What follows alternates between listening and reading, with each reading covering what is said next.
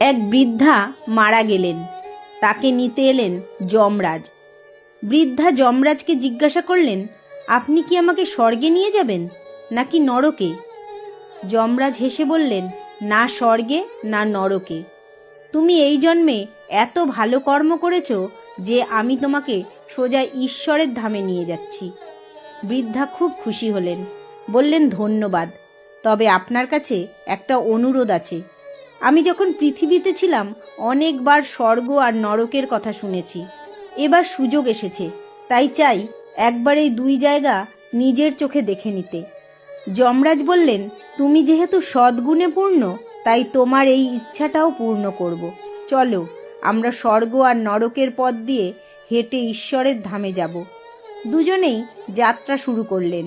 প্রথমে তারা পৌঁছালেন নরকে। নরকে প্রবেশ করেই বৃদ্ধা শুনলেন করুণ আর্তনাদ। চারপাশে মানুষ রুগ্ন, ক্লান্ত ও অতি দুর্দশাগ্রস্ত। তিনি এক ব্যক্তিকে জিজ্ঞাসা করলেন, তোমরা এত কষ্টে কেন? লোকটি কাঁদতে কাঁদতে বলল, আমরা এখানে আসার পর থেকে একটা দিনও পেট ভরে খেতে পাইনি। ক্ষুধায় আত্মা ছটফট করছে। হঠাৎ বৃদ্ধার চোখ পড়ল এক বিশাল হাড়ির দিকে, যেটা ছিল প্রায় 300 ফুট উঁচু। তার উপরে ঝুলছিল একটা বিশাল চামচ। হাড়ি থেকে ভেসে আসছিল অদ্ভুত সুগন্ধ। বৃদ্ধা জিজ্ঞাসা করলেন, এই হাড়িতে কি আছে? লোকটি বলল, এতে সুস্বাদু ক্ষীর আছে, আর সব সময় তা পরিপূর্ণ থাকে। বৃদ্ধা অবাক হয়ে বললেন, তাহলে তোমরা খাও না কেন?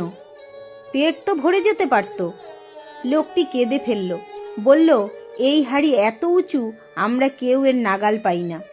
ক্ষীর দেখতে পাই, গন্ধ পাই, কিন্তু খেতে পারি না। এটাই আমাদের শাস্তি। বৃদ্ধার মন ভারাক্রান্ত হয়ে উঠল। ভাবলেন, এত সুন্দর ক্ষীর থাকতেও মানুষ কষ্ট পাচ্ছে, হয়তো এটাই ঈশ্বরের দণ্ড।